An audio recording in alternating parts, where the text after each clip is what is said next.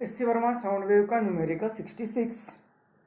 A bat emitting an ultrasonic wave of frequency 4.5 into 10 raised to 4 Hz flies at a speed of 6 meter per second between two parallel walls. Find the two frequencies heard by the bat and the beat frequency between the two. The speed of the sound is 330 meter per second. तो यहाँ पे हमें दो all the है और उनके बीच में एक बैट होगा जो कि अल्ट्रासोनिक वेव्स को प्रोड्यूस कर रहा है।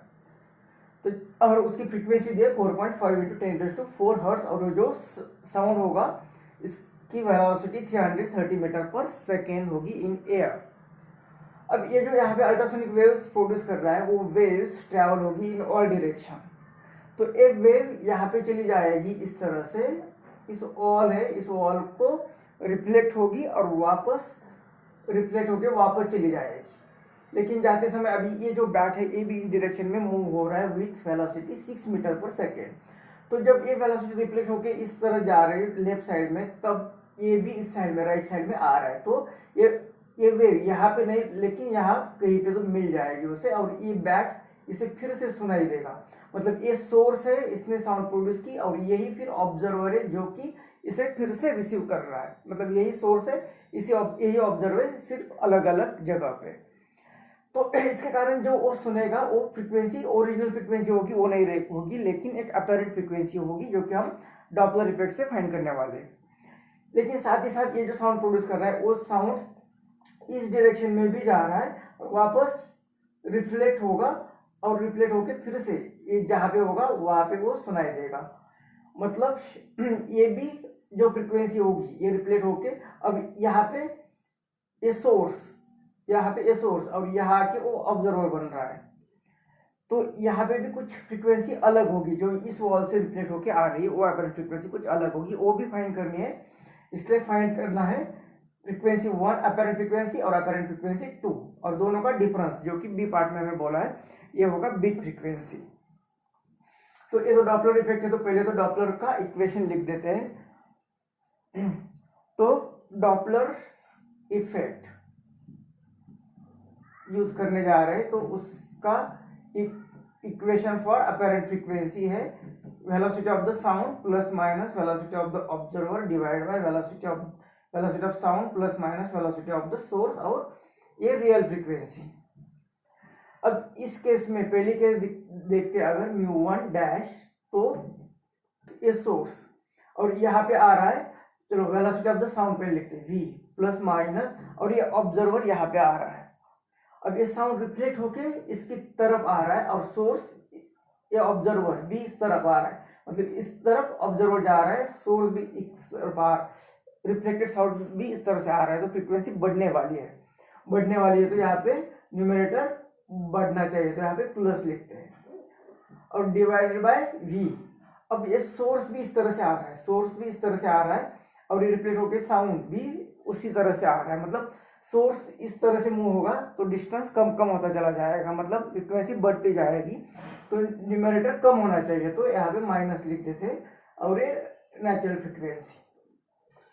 तो ये क्या आएगा, इसमें वैल्यू पुट करेंगे तो v जो वेलोसिटी ऑफ द साउंड है 330 plus velocity of the observer दी हुई हमें 6 डिवाइडेड बाय ये फिर से 330 minus velocity of the source, यही सोर्स है, इसकी वेलोसिटी 6 मीटर पर सेकेंड और इनटू ये फ्रीक्वेंसी दी हुई हमें 4.5 इंटू 10⁴। तो यहाँ पे आएगा ये 336 डिवाइडेड बाय, इसमें से 6 चले गए तो 324 और इंटू 4.5 इंटू 10⁴। तो अभी ये कैलकुलेशन करना है तो इसे 4 से डिवाइड करो तो 4 8 जा और 4 1 जा और ये 4 8 जा 1 4 4 जा और फिर से 9 से भी डिवाइड कर सकते हैं तो 9 9 जा और ये 9 5 जा 0.5। फिर इसे 3 से 3 3 जा और ये 3 9 जा 27 1 रहेगा तो डेसिमल 10, तो ये ऐसे ही आता रहेगा इंटू 0.5 इंटू 10⁴। तो ये फ्रीक्वेंसी आ गई, 5 से मल्टीप्लाई कर दे तो 5 3 ज़ा 15 1, फिर से 15 16 1 45 46, और ये 2 डेसिमल है, 3 डेसिमल, तो 3 डेसिमल के लिए ये 3 जीरो चलेगा और 1 जीरो फिर भी बचेगा। तो इतनी हर्ट्ज फ्रीक्वेंसी आएगी, इतनी हर्ट्ज फ्रीक्वेंसी आएगी जब वो इसे कहते हैं वॉल 1, इस वॉल 1 को रिफ्लेक्ट होके जो सुनाई देगा उसे, तो इतने फ्रीक्वेंसी अपैरेंट फ्रीक्वेंसी का साउंड वो सुनेगा। इस आंसर को बुक की तरफ लेते हैं तो ये 1 2 3 4 मतलब 4.6 इंटू 10⁴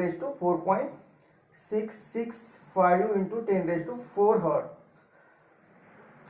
तो ये इसे 5 इसे राउंडिंग ऑफ करते तो 10⁴ इंटू 10⁴ हर्ट्ज, जैसे किलो हर्ट्ज में भी लिख सकते हैं। तो इस तरह से हमें ये आंसर मिल गया और इस तरह से उसे सॉल्व करना है। लेकिन एक्चुअल प्रोसेस जो होती है उसे भी यहाँ पे डिस्कस करते हैं कि एक्चुअल क्या हो रहा है, किस तरह से ये सोर्स जो होगा साउंड प्रोड्यूस करेगा, ये यहाँ पे चल रहा है, सोर्स भी इस तरह से चल रहा है और वॉल उसे पहले कैच कर रही है फिर वो रिफ्लेक्ट कर रही है। तो ऑल एक ऑब्जर्वर बनेगी पहले केस में। तो ये साउंड जब इस तरह से आ रहा है तब उसकी फ्रीक्वेंसी कुछ अलग होगी और रिफ्लेक्ट करने के बाद कुछ अलग होगी। तो ये जो सुन रहा है, ये जो फ्रीक्वेंसी कैच कर रहा है उसकी फ्रीक्वेंसी अब जब वो यहाँ पे ट्रैवल हो रहा था वो फ्रीक्वेंसी भी अलग अलग होगी। तो इसका एक्चुअल मैकेनिज्म अगर हमें डिस्कस करना है तो ये सोर्स और इनिशियली ये ऑल जो होगी वो उसे कैच कर रही है, तो इस ऑल को पहले ऑब्जर्वर बना देते हैं और ये सोर्स इस तरह से जा रहा है और साउंड भी इस तरह से जा रहा है। तो इस इक्वेशन को अगर हमें लिखना है तो v प्लस या माइनस, अभी इसे ऑब्जर्वर कहा है तो ये रेस्ट में है तो ये 0 आएगा divided by velocity of the sound, और सोर्स को नहीं ए, और ये ऑब्जर्वर की तरफ जा रहा है मतलब फ्रीक्वेंसी बढ़ने वाली है। तो यहाँ पे डिनोमिनेटर कम होना चाहिए तो माइनस लिख देते हैं इंटू ये फ्रीक्वेंसी नेचुरल फ्रीक्वेंसी। इसमें वैल्यू पुट करते हैं तो थोड़ा सा आसान होगा। तो ये velocity 330 divided by A 330 minus velocity 6, और ये फ्रीक्वेंसी है, इसे म्यू रख देते हैं। तो ये कितना आ गया 330 डिवाइडेड बाय 324 म्यू, ये इक्वेशन 1। इतनी फ्रीक्वेंसी होगी जब ये और उसे रिसीव करेगी। अभी वही फ्रीक्वेंसी और रिफ्लेक्ट कर रहा है, वही फ्रीक्वेंसी और रिफ्लेक्ट कर रहा है। तो ये जो फ्रीक्वेंसी, ये जो साउंड यहाँ पे जा रहा है ये ऑब्जर्वर से कैच करने वाला है। इसकी फ्रीक्वेंसी कितनी होगी, ये इसकी फ्रीक्वेंसी ए होगी। और तो ये जो कैच करने वाला है उसकी फ्रीक्वेंसी कैच करने के बाद अपैरेंट फ्रीक्वेंसी मतलब ये होगी इसके लिए रियल फ्रीक्वेंसी, और अपैरेंट फ्रीक्वेंसी जो होगी वो हमें फाइंड करनी है। तो ये म्यू1 डैश, इसे कुछ इतना ही लिख देते हैं, म्यू1 डैश कितना होगा तो v plus minus V naught divided by v plus minus V S. और यहाँ पे जो फ्रीक्वेंसी आएगी तो ये फ्रीक्वेंसी जैसे कि नेचुरल ओरिजिनल फ्रीक्वेंसी है, तो यहाँ पे लिखेंगे म्यू1 डैश। तो ये इक्वेशन कैसे होता है, तो ये v 330। अब ऑब्जर्वर, तो कौन ऑब्जर्वर है, ये ऑब्जर्व कर रहा है और ये साउंड रिफ्लेक्ट कर रहा है मतलब ये सोर्स होगा। अब ये वॉल जैसे यहाँ पे ऑब्जर्वर कहा था, इस वॉल को अब सोर्स कहेंगे, और ये सोर्स यहाँ पे साउंड इमिट कर रहा है और ये ऑब्जर्वर है। ऑब्जर्वर सोर्स की तरफ आ रहा है तो फ्रीक्वेंसी बढ़ने वाली, फ्रीक्वेंसी बढ़ेगी तो न्यूमरेटर बढ़ना चाहिए, इसलिए यहाँ पे प्लस लिखते हैं 6। और ये वेलोसिटी साउंड, और ये सोर्स इस ऑल सोर्स है तो ऑल स्टेशनरी है, ऑल स्टेशनरी है तो ये 0 आएगा। और इंटू ए फ्रीक्वेंसी जो हमने यहाँ पे फाइंड की 330 डिवाइडेड बाय 324 इंटू ये फ्रीक्वेंसी, और ये 3 इसे 6 मिला देते हैं तो ये 36। तो ये यहाँ पे चला गया और ये कितनी फ्रीक्वेंसी आ रही है तो ऊपर 336 डिवाइडेड बाय डिनोमिनेटर कितना बनेगा 324, और ये म्यू जो कि है 4.5 इंटू 10⁴। तो हमें ये इक्वेशन वही मिला जो हमने यहाँ पे लिखा था। तो इस तरह से हम जो सोचते हैं तो यहाँ पे हमें थर्ड स्टेप में ही इक्वेशन मिलता है, लेकिन एक्चुअल मैकेनिज्म जो हो रहा है, एक्चुअल जो यहाँ पे प्रोसेस हो रही है तो ये प्रोसेस ये होगी। तो आपको पहले इसे समझना है, न्यूमेरिकल सॉल्व करते समय इस तरह से सॉल्व करना है। तो इस तरह से हमने ए फाइंड कर दिया, अब इसे फाइंड करना है, तो इसे भी हम इस तरह से फाइंड करना है, लेकिन आपको इस मेथड से फिर से सोचना है कि ये सोर्स होगा और ये पहले ऑब्जर्वर होगा, फिर ये सोर्स होगा और ये ऑब्जर्वर होगा। इस तरह से आपको सोच के फिर से सेम आंसर लाना है। अब हमें दूसरी फ्रीक्वेंसी फाइंड करनी है, जो ऑल टू, इसे ऑल वन का, इसे ऑल टू रिफ्लेक्ट करने वाली है। तो इनिशियली ये सोर्स है और ये सोर्स क्या कर रहा है, यहाँ पे साउंड आएगा और ये ऑल फिर से रिफ्लेक्ट करेगी और ये यहाँ पे आके ये फिर से ऑब्जर्वर का काम करेगा। तो ये फाइंड करते हैं हम अपैरेंट फ्रीक्वेंसी 2।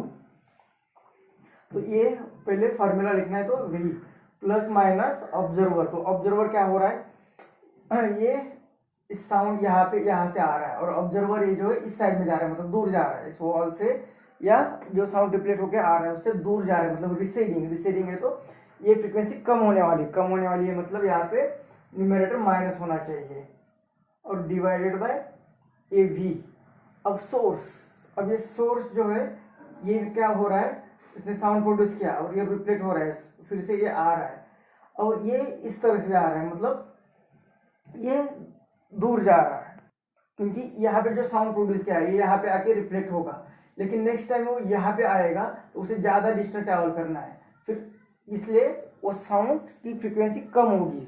तो साउंड की फ्रीक्वेंसी कम होनी है तो डिनोमिनेटर को हम प्लस करेंगे, क्योंकि डिनोमिनेटर ज़्यादा होना चाहिए तभी फ्रैक्शन कम होगा, इस तरह से। और ये नेचुरल फ्रीक्वेंसी जो वो रियली प्रोड्यूस कर रहा है, तो इसमें वैल्यू पुट करना है। तो v2 dash is equal to यहाँ पे v 330 minus velocity of the observer is 6 divided bye 330 plus ये भी 6 और ये 4.5 इंटू 10⁴।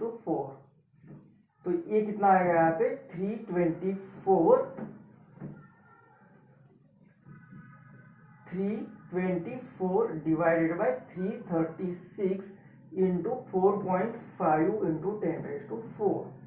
तो पहले 4 से डिवाइड करते हैं, तो 8 जा 32, 1 4 4 जा और ये 4 8 जा 4 1 जा, और ये फिर 3 से डिवाइड कर सकते हैं, तो 3 2 जा 6 7 8 जा और 3 2 जा 6 7 जा। अब इसका मल्टीप्लिकेशन ही करना पड़ेगा, फिर डिवाइड करना पड़ेगा। तो 27 को 28 से डिवाइड करेंगे तो ये आ रहा है 0.9643 इंटू ये 4.5 इंटू 10⁴।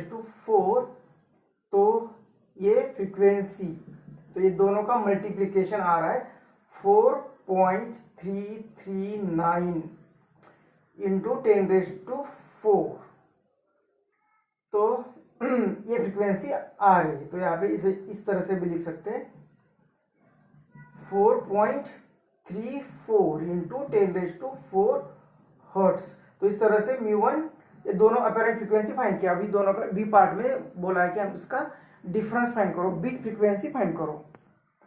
तो ये बीट फ्रीक्वेंसी, तो बीट फ्रीक्वेंसी के लिए जो हमने अपैरेंट फ्रीक्वेंसी फाइंड किए दोनों का डिफरेंस, तो पहली ज़्यादा है तो μ1 अपैरेंट फ्रीक्वेंसी और ये दूसरी अपैरेंट फ्रीक्वेंसी, दोनों का मैग्नीट्यूड सब्ट्रैक्ट करना है। तो पहला हमने लिखा था यहाँ पे 4.67 इंटू 10⁴ माइनस दूसरा लिखा है 4.34 इंटू 10⁴। तो दोनों का डिफरेंस 10⁴ तो कॉमन ले लिया, तो ये दोनों का डिफरेंस कितना आएगा 0.37 और ये इंटू 10⁴। मतलब ये बीट फ्रीक्वेंसी जो आएगी, तो ये 2 डेसिमल के लिए 2 0 चले जाएंगे तो 37 और 2 बचे हुए तो इतनी हर्ट्स।